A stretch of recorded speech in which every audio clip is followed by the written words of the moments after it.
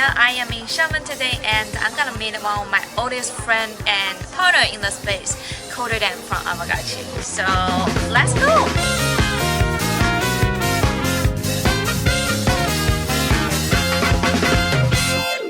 Hi Dan, it's been a while, and it's really happy to have the conversation with you. And some of the audience may not be familiar with the project and you. Would you like to do a little bit intro about it as well? Sure. So my name's Dan, go by CODERDAN in our community, and I'm the CEO of Pixelcraft Studios, which is the largest developer on the Aavegotchi protocol. So I've noticed that it's big news about Aavegotchi as well. Yep. So I've noticed the co-founder of Polygon, Sandeep, right? Sandeep, yeah. Yeah. So he's like claiming Aavegotchi is actually the Cryptopunks on Polygon. So how do you respond to that? Yeah, I think it's really interesting because we've been doing this project for like 3 years now, and when Sandeep pointed it out that he's like, you guys are the CryptoPunks of Polygon. Yeah. It was kind of like a light went off because we never really thought of ourselves in that way. But in retrospect, it's actually true because we were pretty much the first, maybe not the exact first, but like definitely one of the first NFTs on Polygon. And certainly we were the first like pixel art NFT. So I think the comparison actually makes a lot of sense. Where I do disagree with him a little bit, though, is that we have much more utility than the CryptoPunks. CryptoPunks are like a picture, right? They're just a JPEG. Yeah, okay. But the Aavegotchi, it's got so much more utility. And I think the CryptoPunks are cool because they are on Ethereum and they are what they are. They're a JPEG. But because we're on layer 2, we can do so much more. You can pet your Aavegotchi. You can put wearables on it, dress it up. You can play games with it. And none of that stuff is possible with CryptoPunks. So while I love the comparison, I actually think we're more than just the CryptoPunks of Polygon. We're something new, and I think that's what is so exciting about Aavegotchi. Wow, that's really amazing to have all of this feedback and see the difference, etc. So not only Sandeep actually, the founder of YGG, Gabby also tweeted that as well. So Yeah. I feel the vibe from the whole community. Yeah. So another new update about the Aavegotchi that we're actually turning off the bonding curve. Right. So I think we've been talking about turning off the bonding curve since the day of Aavegotchi is born, right? Pretty much, yeah. Yeah, why we decided to turn it off right now and what kind of stuff triggered this happen? Right. So like for those that don't know, the bonding curve is it's an AMM, an automated market maker, that basically all it does is it takes in DAI, D-A-I, the stable coin, which is made by MakerDAO. Yeah. So you send it DAI and it sends you Ghost in return. And it's just an AMM. It's got very deep liquidity, and it's served our protocol really well as kind of like a large liquidity pool that we don't really need to go and manage our own liquidity on a bunch of like DEXs or CEXs. The liquidity is there, and it's been really nice for our community to have that stability in the ecosystem as Aavegotchi grows. So that's kind of the reason why we made it in the first place, because we wanted this stability. We wanted Ghost to be the token that underpins the ecosystem. So why we're turning it off is I follow MakerDAO a lot. I actually met Rune. He probably doesn't remember it, but I met him way back in like 2016 in Chengdu. And he was, at the time, MakerDAO hadn't really exploded yet. It was still really new. They were experimenting. And so when DAI came out, I'm a big fan of DAI. I think it's, the idea of a decentralized stablecoin to me is really cool. And so when we made Ghost, we thought it would be a really interesting idea to actually peg Ghost to the DAI at a certain price based on this AMM. So over the years, like it's been about 3 years since that, we launched the Aavegotchi bonding curve on September 15th, 2020. Okay. So, not quite 3 years, but getting up there. And since then, a lot has happened in crypto. I think we can definitely look at 2022, and a lot of stuff happened. A lot of things that people took for granted, like FTX, like exactly. Celsius, all these like CeFi protocols, these exchanges, they all went under. And we're looking at MakerDAO and looking at some of the counterparties that they have. So they have like a lot of GUSD, which is backed by Gemini. Gemini is going bankrupt. Yeah. They have a lot of these like real world assets which have a lot of different counterparties. And so there's also been a lot of stable coins that went under, like UST and Luna, that went under. There's been other ones, smaller ones that also didn't make it. And the stable coin wars are kind of heating up. There's a lot of competition between USDT, USDC, DAI, like BUSD, LUSD. There's a ton of different stable coins. And our kind of thesis or our worry is that DAI might not be one of the stable coins that makes it.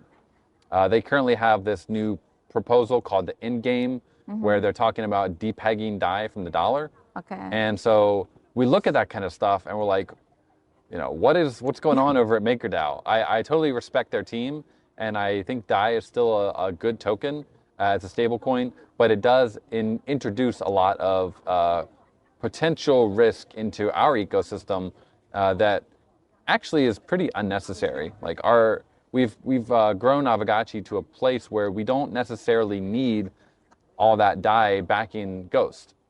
Ghost can become more of a free-floating token, and just like more tokens on the market. And then by doing that, we get rid of this potential counterparty risk that we have with DAI. So that's really the main reason.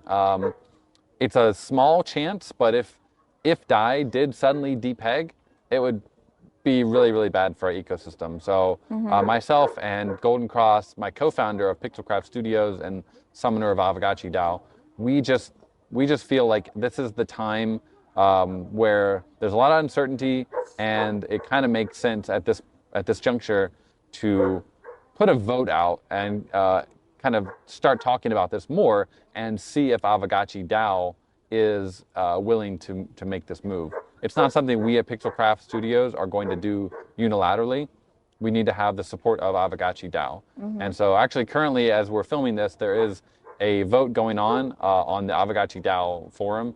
And yeah, we'll see what happens. Okay, that makes a lot of sense, and I have seen a lot of discussions on the forum and also on the proposal as well. So yeah, that's pretty cool. So from your narrative about the game, I've seen a lot of like progress over there. For example, at first we are kind of like a DeFi staked NFT collectibles, right? And later on we roll into a Gotchiverse, a Metaverse game. So right now we are becoming a gaming protocol. Okay, right now what kind of like the best term for you to describe Aavegotchi right now? Yeah, I would say all of the things that you said are still true. Aavegotchi still is a DeFi NFT. They still have the Aave collateral staked inside of them. We do have the Gotchiverse, which we like to call the flagship metaverse of Aavegotchi. It's like the home of the Aavegotchis. There's a ton of lore that we have that we're building out in the Gotchiverse, and we just want to tell the story of Aavegotchi. And the story of Aavegotchi is also kind of the story of Web3. There's a lot of really cool lore that we have packed in with like the liquidators and the way that gotchis are born by being liquidated, yield farmers, like all that comes together in the Gotchiverse. And so beyond that, we've always envisioned that we want developers to build on Aavegotchi. It's not just us, Pixelcraft Studios, making these games. We envision that Aavegotchis are fully on-chain, all their metadata, their images, even the side views, they're all on-chain. So anyone can go onto the blockchain and they can pull that data in and they can use it in a game however they want. So we always, since like early 2020, 2021, it's always been our vision to make Aavegotchi a place where other people can build on it. And so I do think that it is a protocol. And I think in 2023, there's going to be a lot of games being built on Aavegotchi. So I think it really is becoming a true kind of gaming protocol. Okay, that's really interesting. As you said, there will be more games onboarding the Aavegotchi protocol. I've noted there is one game called Gotchi Guardian will be the first game onboarding the protocol, right? So what kind of beneficial they can get or they can benefit from the protocol, and how do we attract more games onboarding to the whole ecosystem? Yeah, so Gotchi Guardians, yeah, we recently announced in our 2023 roadmap that there was this new game called Gotchi Guardians being built on Aavegotchi by Pixelcraft Studios. Yeah. So one of the things that goes together with Gotchi Guardians is the idea of Gotchi Chain. So Gotchi Chain is an entirely new permissioned blockchain that is going to be built specifically for Aavegotchi gaming. Because right now we have this issue where we're on Polygon, the POS, and sometimes gas goes up really high where there's other projects deploying or there's a lot of DeFi transactions happening. It's a public blockchain. So we've been chatting with the Polygon team for probably almost a year now about these supernets, even before they went public with it and everything. You know, we've been chatting with their leadership team a lot, and we believe it's a great move for us as a project to deploy our own supernet, which is bridged over, you can bridge to it from the Polygon public blockchain. And so Gotchi Guardians is going to be the first game that deploys natively and uses the Gotchi chain. So Gotchi Guardians is it is the first game that we are planning to deploy on Gotchi chain, and it's I like to think of it as kind of like a casual game. It's a little bit easier to pick up than like the Gotchiverse. The Gotchiverse has a lot of areas like the onboarding that are still can be pretty tricky to people. There's a lot to try and learn and understand and know about Aavegotchis and Gotchi lending and all this different stuff. So with Gotchi Guardians, our goal is to make this kind of light, casual game that is going to be really easy to onboard people. We're going to be releasing some more information about that onboarding process in some future blog posts. But one of the things I can mention is that there will be a gasless Gotchi lending process that happens in Gotchi Guardian. So you won't even need to own a Gotchi on chain to be able to play it. And that is going to reduce the friction so much for people that are just learning about Aavegotchi, and they're like, you know, I want to play one of these games. I want to see what's going on, and it's going to reduce that onboarding friction so much. And that's one thing I'm really excited about with Gotchi Guardians is just reducing the friction so more people can come onto our protocol and play. So it sounds like it will lower the threshold for all of the newcomers and the players as well, and also have the less gas fee or something like that. Yeah, very, very low. The gas fees, most likely, we are going to be paying the gas fees for Gotchi Guardians. Because it's not going to be, at least I hope not. From my perspective, the gas fees on the supernets are extremely low because there's not that many dApps using. It's not like a public chain where you have like millions of transactions happening all the time. It's really only going to be Gotchi. It's going to be Gotchi all day, every day. And there is something interesting though, which is the gas token of the Gotchi chain is GHST token. So that's a little bit of alpha there, I would say. You will for dApps that don't pay for the gas for you, you will need to hold some GHST to pay for the gas transactions. But again, unless we start getting a lot of games, I don't anticipate that the gas will be extremely high. But you know, there could be, if things start taking off, there could be some demand for Ghost for sure. But there's one question that since it's kind of Gotchi chain is kind of a permissionless chain, and does it mean that we will have less validators, or does that mean we'll involve this kind of risky problems into the Gotchi chain as well? So yeah, it's permissioned, which means that the validators will be able to choose like which smart contracts, which addresses can deploy smart contracts on the chain. And that was our first question to Polygon, which is like looking at Axie and what happened over there with Ronin chain and that big hack. We're like, we can't have that happen. So what are they doing to prevent that? And they were very clear. They said we have the same validators that are validating the main POS chain are going to be validating the supernet. And you can there's like 3 different options. You can validate it yourself. You can use the Polygon validators, or you can do some mix in between. So there is a possibility that we could have the Aavegotchi DAO or Pixelcraft being one of the validators of the chain, but it's not required. The out-of-the-box solution is to just let Polygon validate it. That's cool. So another extra question about Gotchi Garden is that will you like encourage all of the dApps on Gotchi chain to like release their own native token or encourage them to use Ghost token as well? We definitely encourage like any game to use the native tokens of the protocol. So you have Ghost, you have the Alchemica, Glitter, but it's not a requirement for them to launch a game on Gotchi chain. If they want to make their own token, they're free to do that if it has a good utility and a use case in the game. But we think that the more these tokens get used, the better it is for everyone. So yeah, we definitely would encourage that. Okay, all right. So besides the Gotchi chain and also the Gotchi Gardens, so many things So much going on. Gotchi. Yeah, so many Gotchis. Another thing that is really cares about from the community is that also the Gotchiverse. People are questioning about when would the Gotchiverse launch, especially for the PvP, and when could we like get all of friends going to the Gotchiverse to battle, etc. So is there any like roadmap for that or timeline for that? Totally, yeah. So we've done 2 playtests already for the arena, which have gone pretty well. Our development team still has a couple issues to fix and some balancing that we're currently doing. Yeah. We want to make sure that there aren't gotchis that are like super OP compared to other gotchis, or like all the mechanics are working. So there is still a bit of work left to do on that as far as incorporating wearables as well. But we do have a roadmap for the arena.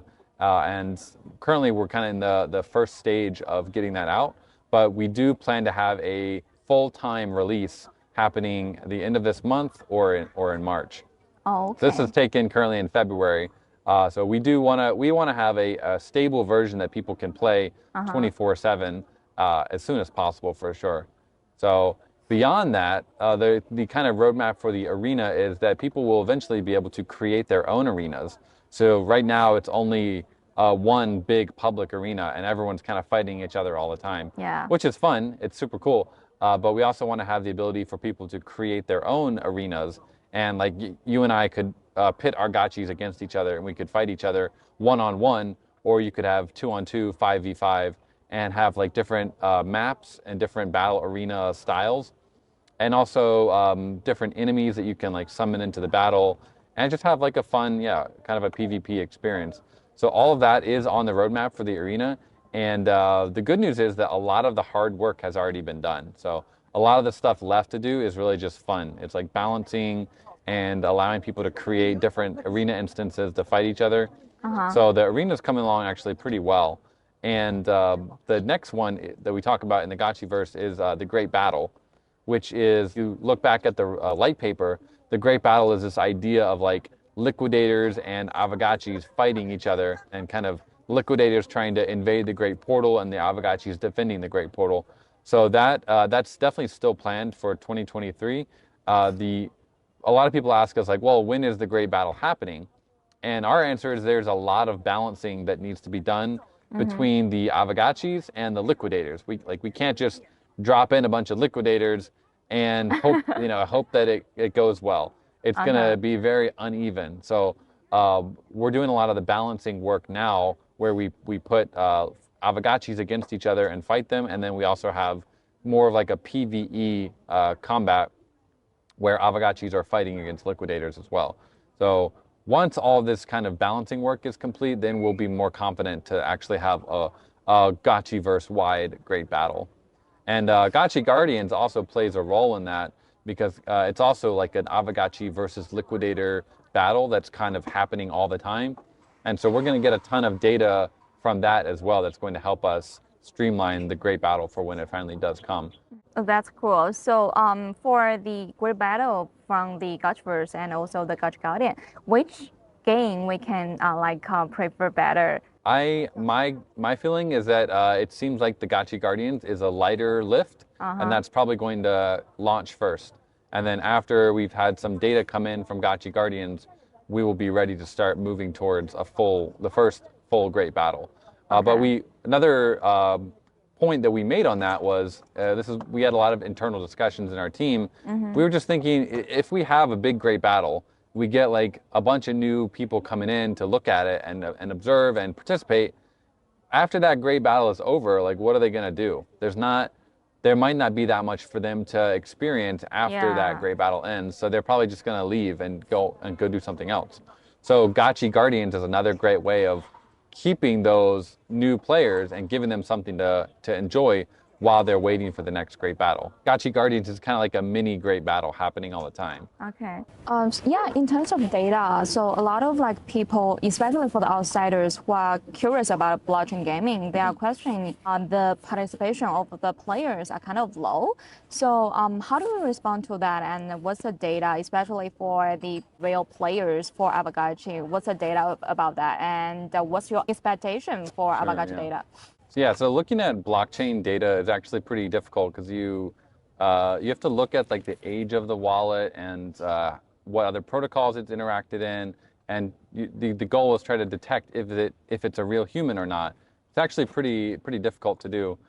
We have recently implemented some new tools in our toolbox on the Pixelcraft Studio side that actually gives us more insight into that kind of data, like how old a wallet is, what the net worth of that value is, of that wallet is.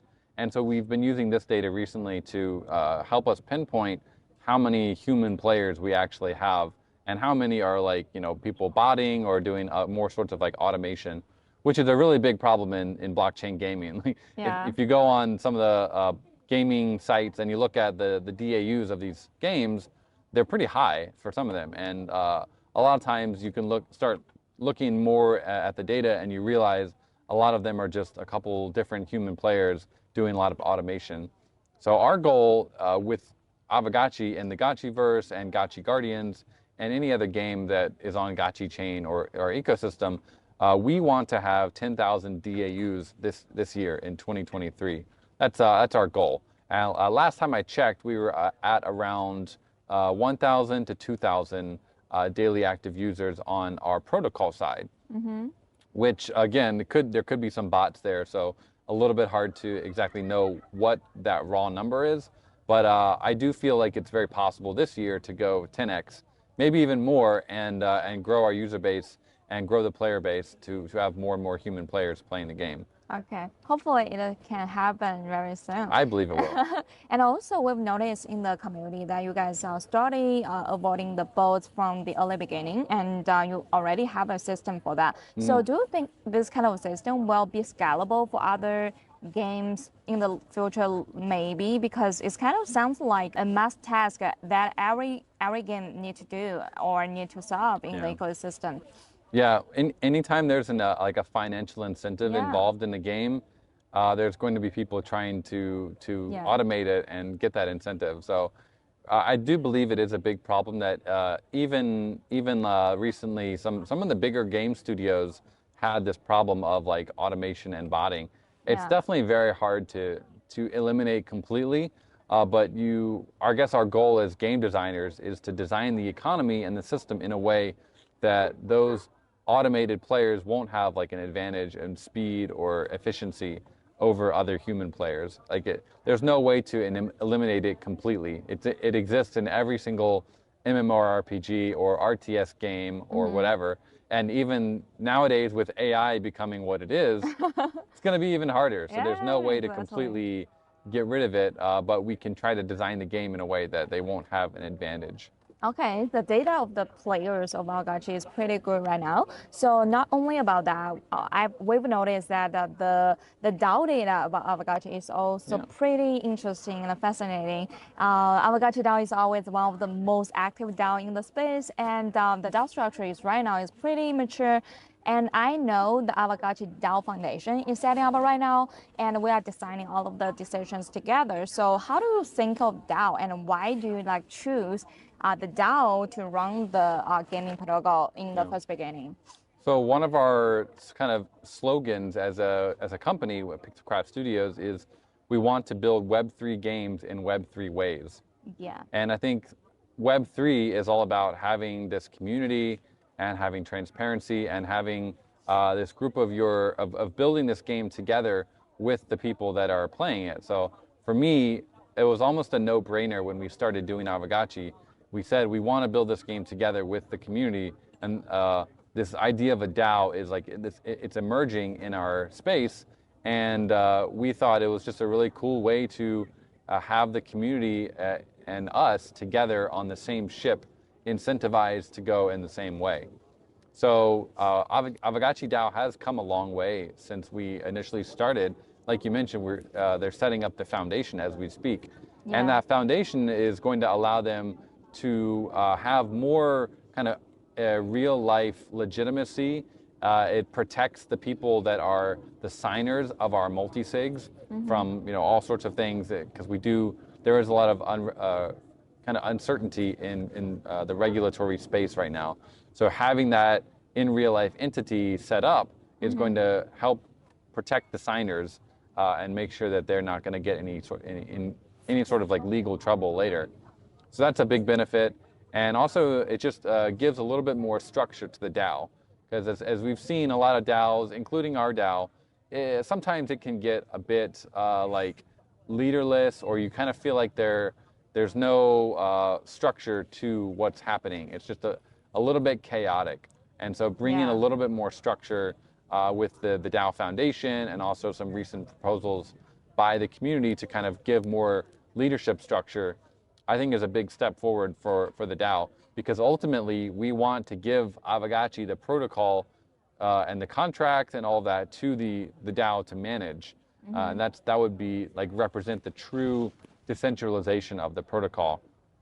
So like some of our role models in the space, obviously Aave, which we are very closely linked to, Aavegotchi, Aave, they have they're kind of one of our role models for how they do governance, where everything is on chain and it's executed on chain.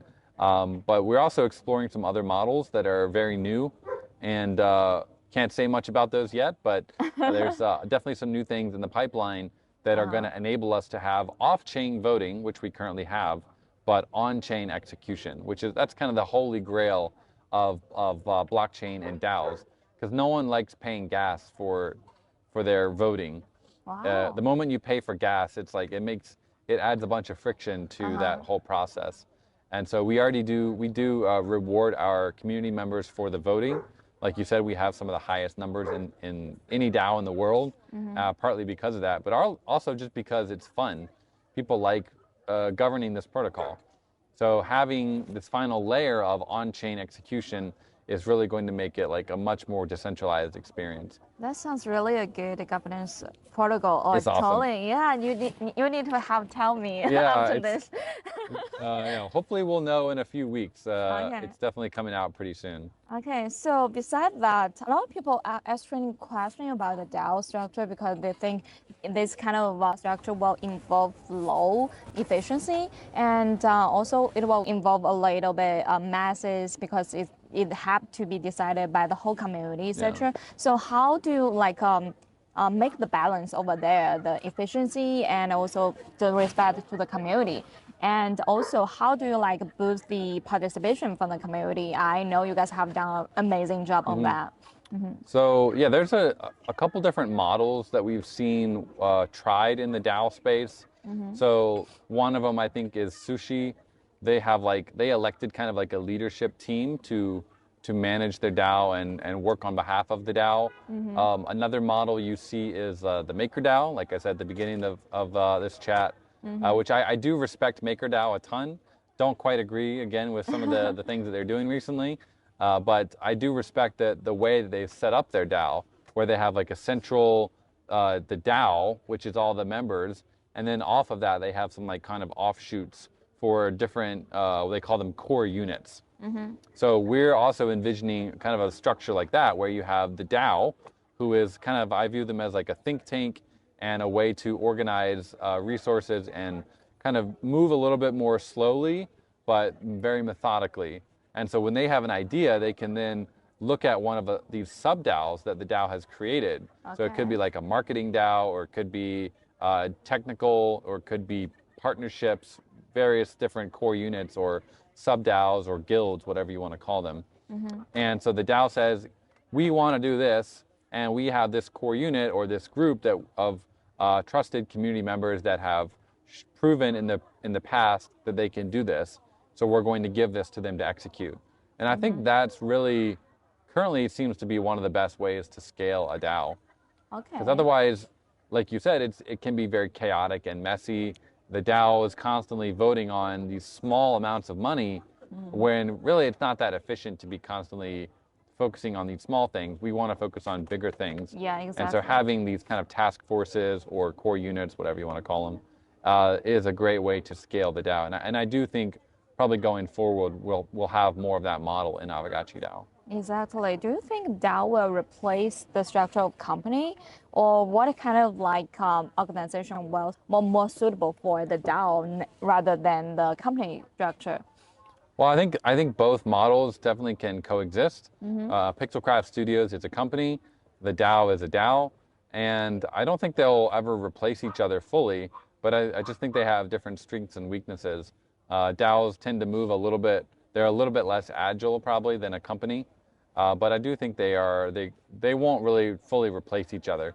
But in this growing world of like where you have all this regulatory uncertainty, I do think a DAO is actually a little bit more flexible in that, because it might be a bunch of anonymous people that somehow have this like way to congregate and work towards a common goal that maybe in the real world, the legal world, you wouldn't be able to do something like that.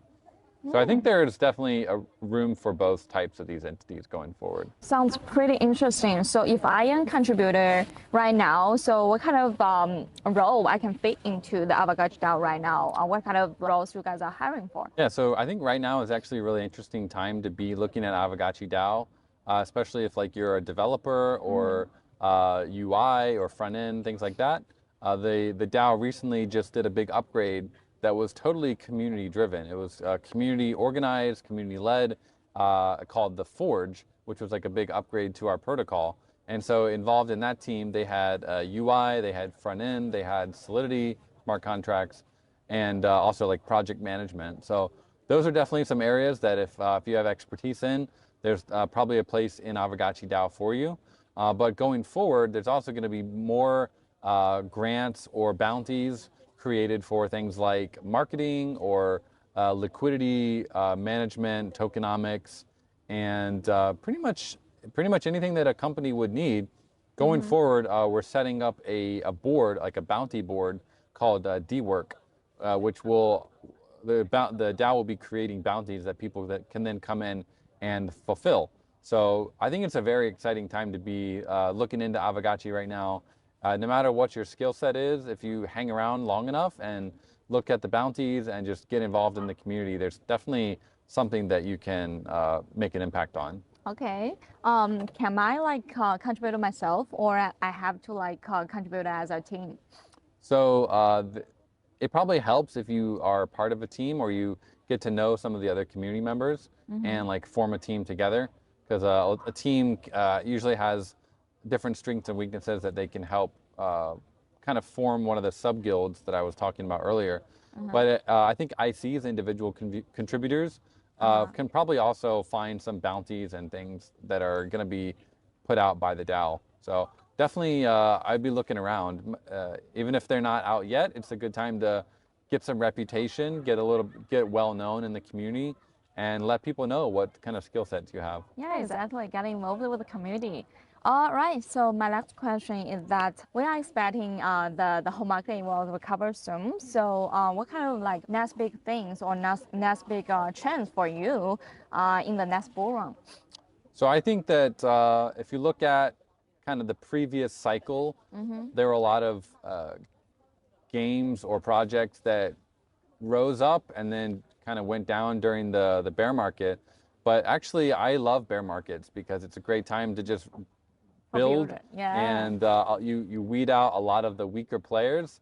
And so I personally think going into 2023, if we are entering a new bull market, it's going to be great for Aavegotchi, because like you said, we have the full support of the Polygon team. We've been dubbed the Cryptopunks of Polygon. We have a really thriving ecosystem, a good treasury to help ensure that the DAO and Pixelcraft are able to continue building throughout this new potential bull market. And so I'm just excited to see a lot of these games, including ourselves, that took funding in the previous bull market and then kept building through the bear market, and now are going to kind of emerge into this new market it reminds me of a lot of how like Axie, of how their kind of cycle was, where they got started in like 2016 or 2017, and then no one really talked about them for a couple years, and then suddenly in the new bull market they exploded. So I think there's a lot of potential for Aavegotchi to do something like that as well. We have to like go through all of the obstacles and Totally. bear market and enter into the bull market. Thank you so much for the time and the conversation. Yeah. I totally enjoyed the conversation with you, Dan. Thanks so much, Mia. Let's see you maybe next time as well. Okay.